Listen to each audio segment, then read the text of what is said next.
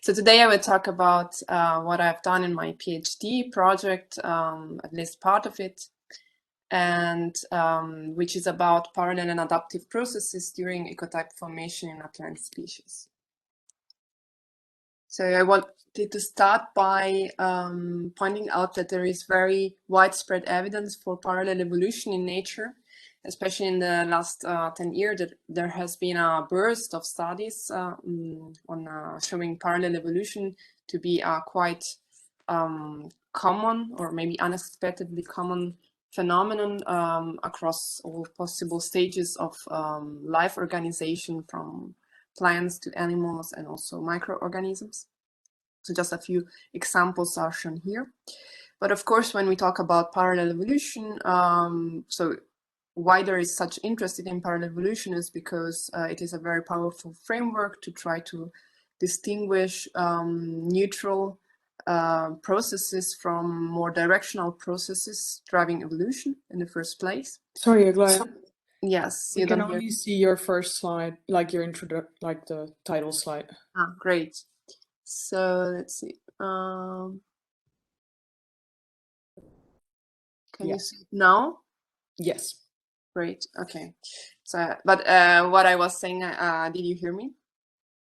Yeah, I guess so. Okay. Yes, we heard you. Okay, great. Yes, and when we talk about parallel evolution, we refer to in the first place to the phenotypic convergence or parallelism we see, but also we are interested actually in the genetic parallelism behind. So often we know that within very closely related lineages, such as stickleback, for example, adaptation to fresh and salt water, we do see that ancestral polymorphism is a driving force here, and this is repeatedly, and that's why it's called parallel at the genetic level too.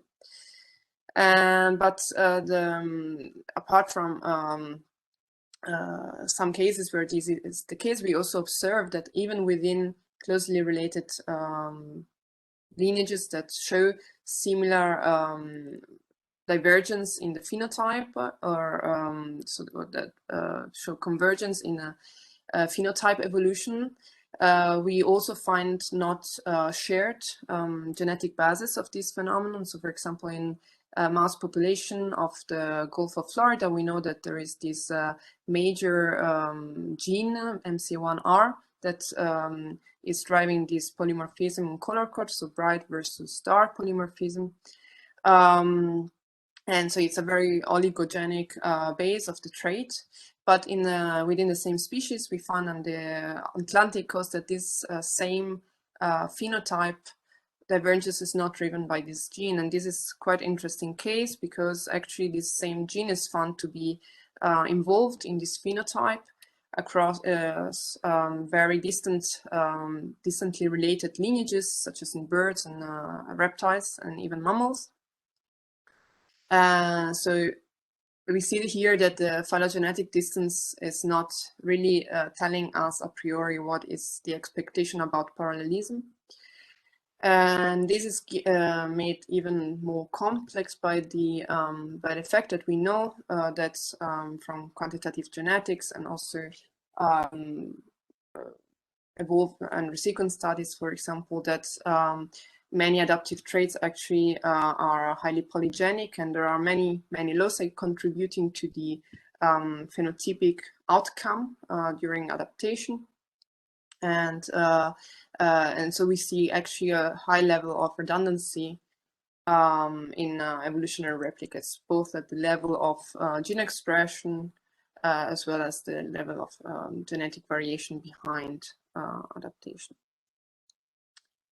So in this talk, in the first part of the talk, I will focus on what we have done with our study system, that is a plant system where we observe replicated evolution of ecotypes adapted to divergent ecological conditions. And we have tried to detect parallelism in this replicated evolution at different levels. In terms of demographic divergence history, so how independent is, how parallel these the divergence events are at the level of gene expression, at the functional level, and finally, and also in genetic variation underlying the divergence. Because I wanted to add that I think that this, given recent advances about polygenic adaptation, is really an interesting issue now to quantify also in natural studies system what is really the parallelism at different levels of biological organization. Okay, so our study system is represented by these two ecotypes in these plant species. This is a montane ecotype and an alpine ecotype. The montane ecotype is growing at a lower altitude than the alpine, so we are referring to altitudinal ecotypes. So this grows around 1,000 meters of elevation, while this one above the tree line around 2,000. So there is the tree line as a threshold between these two ecotypes. And another characteristic is that while the alpine ecotype is quite widespread across these montane ranges of Europe, in the montane ecotype is restricted endemic of this area in the southeastern Alps, where it actually occurs in very small scattered populations represented by a few individuals. Actually, we know only 9 populations of the montane ecotype have been described in total. So when we look at the environment, the alpine environment, so above the tree line, as I said, it's characterized by very open spots. So the plants here grow on wet meadows or rocky screes, very open environment, so with a lot of light available. But also they tend to grow close to streams and in general on wet spots, so there is quite high humidity. And in the montane ecotype, or in the montane range, plants grow under very different conditions, typically under such overhanging rocks or on the rock itself, so as chasmophytes. And this environment is characterized by higher dryness. So basically, the water doesn't reach so easily the soil here, or when it reaches it, maybe there is a lot of water but it changes very much. So there are very long periods where the plants have to cope with strong dryness. And also there are differences in temperature, being the average temperatures higher in the mountain range, while light availability under these rocks tend to be lower for the montane plants. So this ecological divergence comes together with an observed morphological divergence, which is mainly represented by the presence in the montane ecotype of dense hair coverage on the leaves and also on the stalk. And these hairs are characterized by, so are multicellular glandular hairs, so they produce sticky secretes that typically make the plant sticky. While this trait is basically missing, or almost, the variation for the trait is almost missing in the alpine range. So you can see here that both on stem and leaves, these trichomes are almost absent in the alpine range, especially the multicellular glands are fully absent. Okay, so this is a major trait that differentiates these two ecotypes. But when we look at several morphological traits together using an ordinational approach, such multidimensional scaling, as well as multiple ecological factors across these populations. So here the gray circles represent alpine populations, the black circles are mountain populations, and the same down here. Then we see that basically, while in ecology we find very strong uniformity across populations in ecological conditions and differentiation, here at the morphological level is a bit different story, because the alpine ecotype tends to be quite uniform across locations, but here the populations of the mountain ecotype tend to be a bit more diverged among each other. And I'm pointing this out because it might be of interest later on.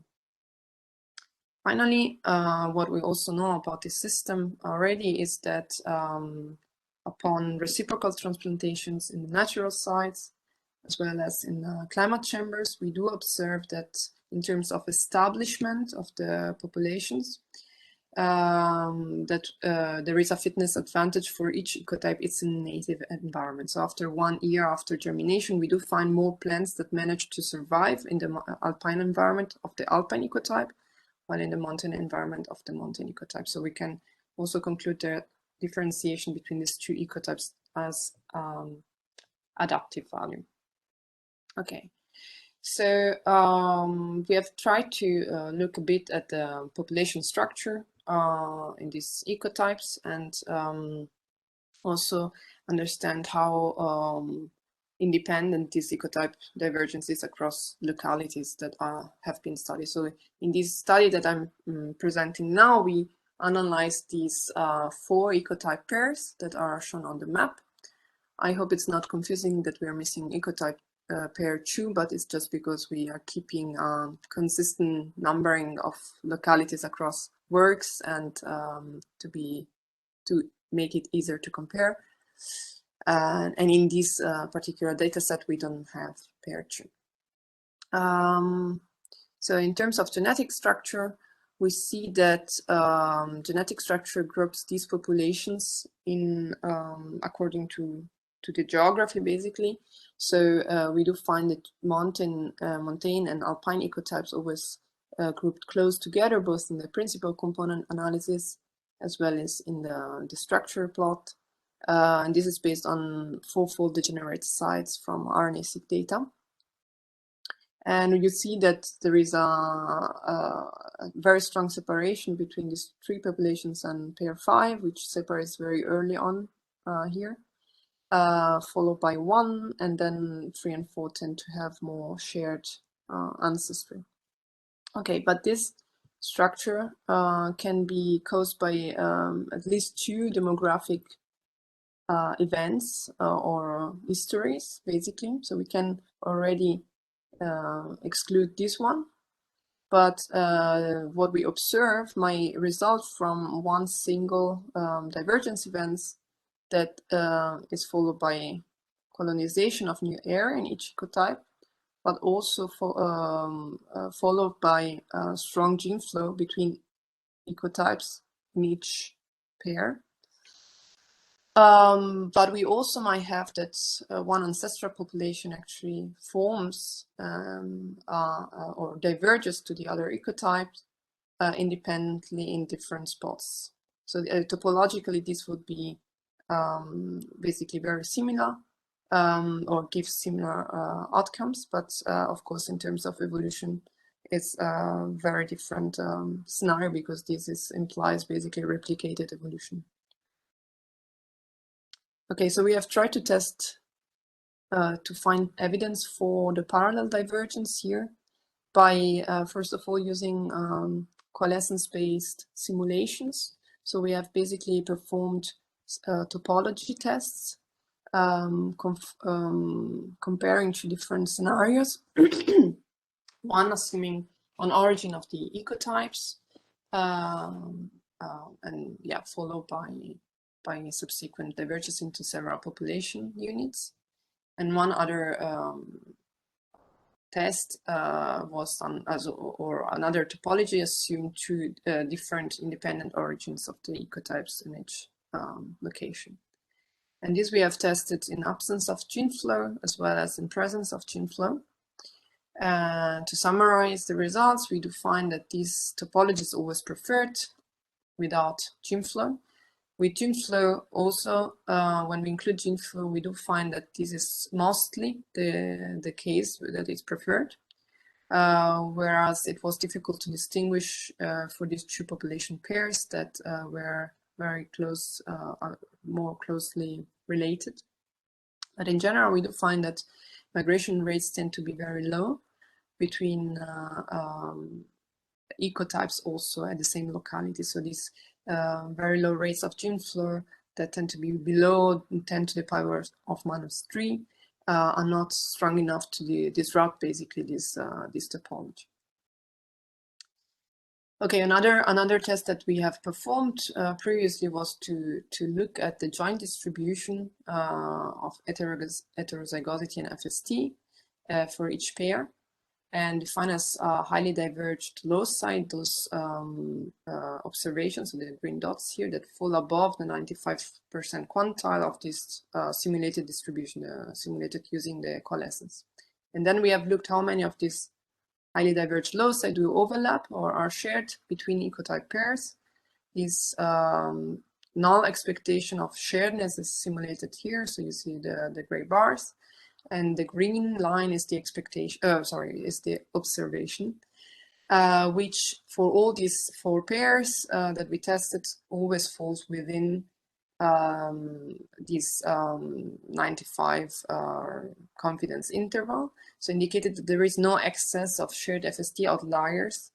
And this actually suggests independent origin of the ecotypes. Otherwise, we would expect more FST outliers to be shared among evolutionary replicates. And finally, we also observe, so this is rather an observation that might relate to these independent origins of the ecotypes, that there is generally higher FST among montane populations than alpine populations, also consistent with this higher divergence, degree of divergence between populations at the morphological levels, but also consistent with this idea that probably the montane population diverged in parallel from the alpine multiple times. Okay, so given this demographic history, we have thought to try to detect and at different levels what is the parallelism that we observe. So we, first of all, we are using RNA-seq data. So from plants grown in a common garden, from these 4, always the same 4 ecotype pairs. And we have extracted RNA from leaves at the same developmental stage. And first of all, we have performed differential expression analysis to detect parallelism at the gene expression level. We also have used a different framework to analyze our expression data, which is conditioned redundancy analysis, because this is in a way a less stringent, strict framework to detect variance in the data, which is explained by a variable of interest, in our case the ecotype, after removing the effects of other variables, in our case, for example, genetic structure. Then the second level, we have looked at the functional levels, so in terms of geotherms enrichment. And third, we have also detected outlier SNPs or selection outlier SNPs and genes, and also looked in differential expressed genes and tried to identify what is the level of parallelism at this genetic level, or at the level of allele frequency changes. So first of all, in gene expression, we do observe very little overlap of differentially expressed genes. So this is the first result that you can see here in this bar plot. So I will explain you what these bar plots show. First of all, the height of the bar plot, as well as this number here, shows just the amount of differentially expressed genes in each pair. So here the color code corresponds to the map. And here we have genes that are underexpressed in the montane ecotype compared to the alpine, or overexpressed in the montane ecotype compared to the alpine. And then here you can see basically the amount of genes that do overlap for quartets or triplets of these pairs. And you see that when we look at all the pairs together, we do find actually only 2 genes that do overlap, which is a very low amount, I would say. So overall, we do find very low amount of differentially expressed genes that are shared. Although I should point out that this pattern is at least partly strongly driven by this pair 5, which we also know to be a bit more distantly related from the others. We have used this other analytical framework to try to see if, okay, maybe in differential expression analysis, we do lose some interesting shifts in gene expression that are not that strong to result significant after FDR correction in a classical differential expression analysis, but might be detected in in another framework that trying to, in a multivariate correlation or association approach. So here I'm showing you the results from the redundancy analysis that show the RDR. So the redundancy axis 1 is basically the amount of variance that is explained in the expression data by the variable ecotype. And you see that it's very little. And also when we perform an ANOVA test of the model, we find that this is not significant. So this actually does go very well together with the observation that we have done made before in differential expression analysis. Even though we do identify here a certain number of genes that do show these, let's say, small shifts in expression between ecotypes. Okay, but let's move to the functional level. So when we perform geoterms enrichment of these differentially expressed genes, we do observe that actually at the functional level we find more pronounced convergence, especially here I may point out one specific geoterm. So first of all, this figure shows you on each line a geoterm and in which pair it is enriched. The height of the bars is the significance of the enrichment. Here you have the number of genes that underline this specific geoterm, and then you have some major functions to which these geoterms are related. And also the z-score is basically show you as a summary of the overall log-fold change across all the genes underlying a term. So basically in which direction overall this function is changing, or the expression underlying the function is changing. So if I point out one term, for example, you can see that this, for example, defense response is enriched in all 4 ecotype pairs. So we do find actually very similar geoterms overall that are enriched for different sets of differentially expressed genes in the different pairs. But then we also thought, okay, maybe this convergence in the enrichment is driven mainly by the still shared the genes between 2 pairs or 3 pairs. So we have repeated the geoterms enrichment, fully excluding shared differentially expressed genes. And we still find very strong convergence. Of course, the geoterms change slightly, but not very strongly. And for example, we then find as a significant, interesting geoterm trichome development, or different geoterms related to trichome morphogenesis or differentiation, which is a very relevant trait in our study system.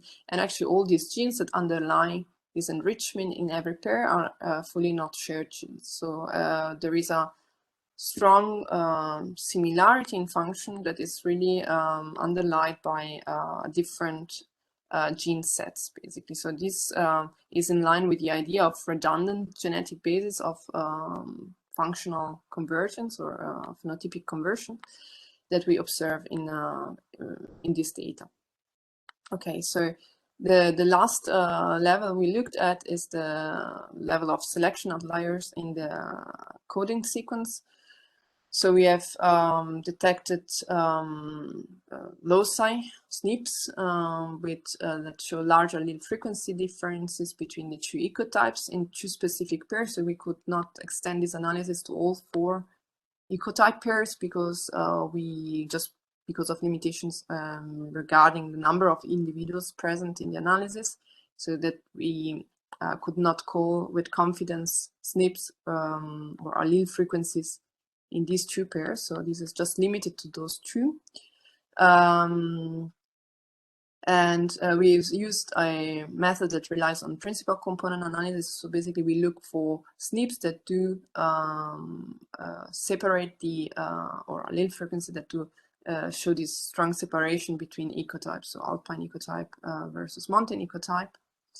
And we identified a certain number in each pair, and of course a number of both SNPs as well as genes containing the SNPs that are shared. which is more than a chance expectation, but still I would claim a relatively mild number, given that over 85% of all the outliers actually are unique to each pair. And also I would point out again that, for example, we are missing here pair 5, which tend to show the least parallelism with the other ones in this analysis. Okay, but we also have thought maybe we should also focus on the differential expressions, as we already tagged these genes as important outlier genes, so to say, in this system. So we also have also computed FST for differential expressed genes and in the background genes, and first of all checked if the distribution of FST differs between these two groups of genes, so background versus differential expressed genes, and tested this difference using permutation tests, and we did not detect a strong difference between differential expressed genes versus background genes.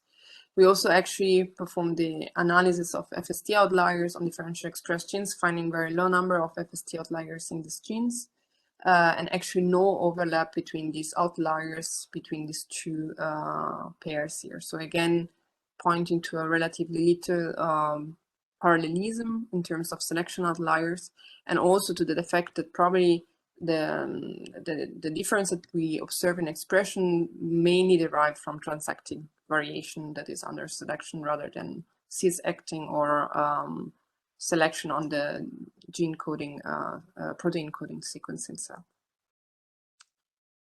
Okay, so now I will move to a second part of the talk, where I will talk about a different aspect of this ecotype formation.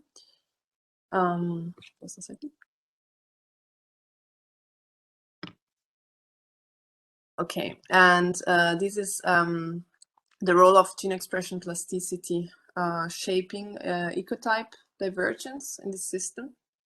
It's because in the experiment that I just showed to you, we could, of course, not distinguish any expression divergence that was due just to plastic changes or plastic adjustments in expression due to the common garden conditions. So we have performed another experiment or used another experimental setup to really distinguish between the relative contribution of expression plasticity versus expression adaptive evolution. So we have performed reciprocal transplantations at the natural site in order to detect these differences. So this we have again performed for pair 1 and 3 in one of the natural sites. We have transplanted the plants. And first of all, I will show you MDS of the normalized counts, just to show how the counts themselves do separate these populations and these experimental groups. So first of all, we observed that the darker colors again are the alpine ecotype, and the brighter colors are the montane ecotypes, and the color the red versus green is referring to the pairs.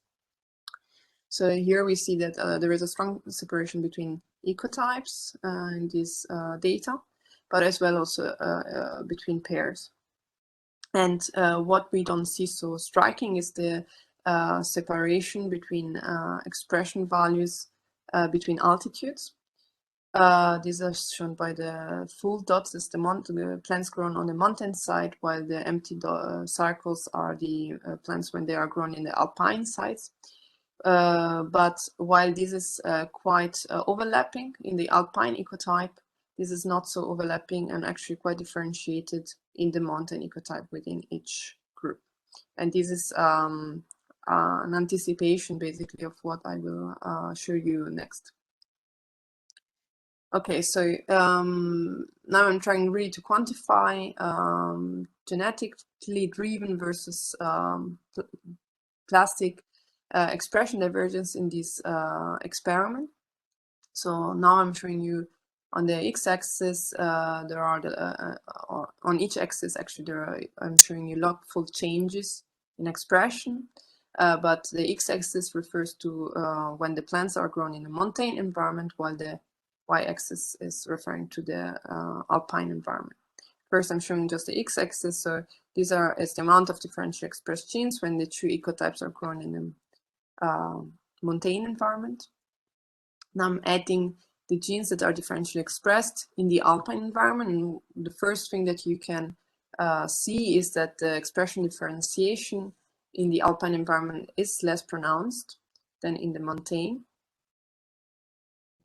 Okay, now I'm highlighting the genes, the yellow dots that are basically those genes that are always showing the same expression direction change between ecotypes regardless of the environment. So this is really the amount of genes in each pair that are basically showing constitutive changes.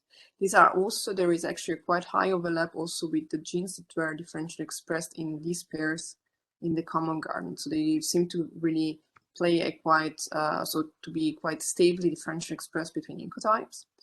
And actually we do find 10 of these genes that are also shared between these pairs, and which is still, but what you can see also is that a lot of expression divergence is actually changing plastically. So the main or the majority of these genes to really show plastic changes in gene expression. So it's clear that for expression divergence, plasticity does play an important role. So we have tried to distinguish between two different possible scenarios that we know are both present in other study systems or were already presented in previous studies. So first of all, we know from, for example, studies in frogs as well as in lizards that sometimes pre-existing plasticity might facilitate the colonization of new habitats.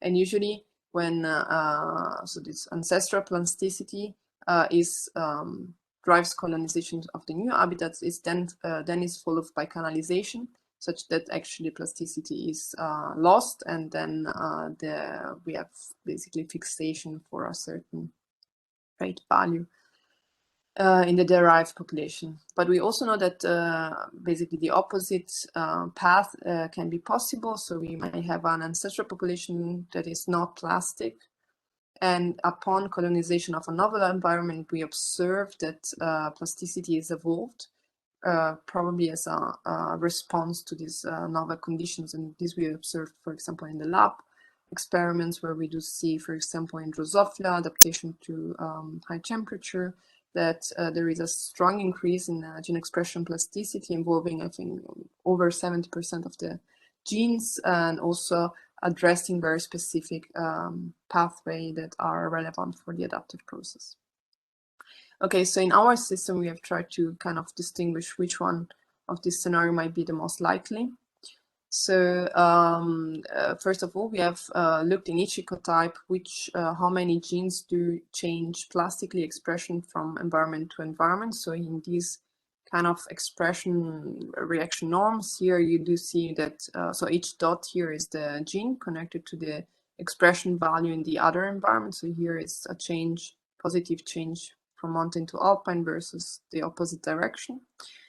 And what do you see basically is that in the montane ecotypes, so these gray-yellow plots, we do observe many more changes and plastic changes in gene expression than in the alpine environment. This is particularly strong in pair 3.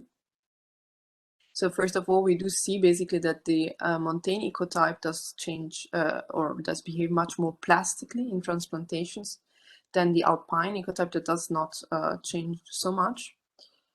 And then we have compared functions that are enriched in these sets of genes. So both in those genes that we identified before as being constitutively changing in expression between ecotypes. So basically probably driven by fixed genetic effects between the ecotypes. to geothermal enrichment of genes that are rather behaving plastically in the mountain ecotype. And again, I can point out a few functions, and we do find that functions that are enriched for these genetic effects, basically, such as, again, hair formation, do appear also with other genes that change plastically in this set of genes that actually behave plastically in the mountain ecotype. So interestingly, same traits of interest do seem to rely both on rather evolutionary fixed changes as well as plastic changes in expression. So this is one interesting observation, and the other observation that we do is also that we have small RNA data for this expression experiment, transplantation experiment, also the level of small RNA targeting of genomic regions. We do observe strongly enhanced activity of small RNAs in the montane ecotype compared to the alpine, especially when the montane ecotype is transplanted to the alpine environment. We see a very high number of small RNAs that do target many thousands of genomic regions here, while the effect is not as strong as in the alpine ecotype. So this probably shows that also small RNAs are related to this plasticity modulation in the mountain ecotype especially, and reinforce the idea that the mountain ecotype is indeed more plastic. Now, finally, what is so to basically distinguish between these two scenarios that I have presented before, we also try to collect some evidence for the mountain ecotype being actually the derived form in this system. We know that we generally think that the alpine ecotype is rather ancestral, both because of biogeographic reasons, so related to the broadness of the distribution of the alpine ecotype, but also we know that there is higher amount of private genetic variation in the alpine ecotype populations compared to the mountain. This is, for example, for these two population pairs that I've shown in this analysis, shown here. And also we know generally that from coalescence analysis that migration rates tend to be higher from the alpine side to the mountain side. And so we think that a very likely scenario of evolution here might have been that sometimes seeds, occasionally seeds from the alpine sides or plant material is brought down to the mountain sides by snowfalls or rains, strong rains, which is also something that we know happens in other systems. And then when they manage to adapt to these montane spots, then they have to cope with, for example, very challenging conditions with lower humidity and also very more variable humidity. And in this sense, it might be advantageous to adapt in the first place by enhancing plasticity of gene expression. Okay, so to conclude, today I've shown you that we have tried to identify the level of parallelism at different levels of organizational or biological levels in our system, finding that there is rather little shared genetic basis behind quite strong and evident functional convergence, suggesting that genetic redundancy is actually a driving force in this adaptation, also shaping, at least in part, the parallelism in this divergence of or ecotype divergence. And second, I've also shown that gene expression plasticity seems to play an important role in the adaptation to this mountain environment, representing probably the derived state. But of course, an aspect that might be well worth to be tested is indeed if this plasticity, enhanced plasticity, has also an adaptive role. And with this, I would like to thank several people. First of all, my supervisor, also my second and third supervisors, Joachim and Magnus.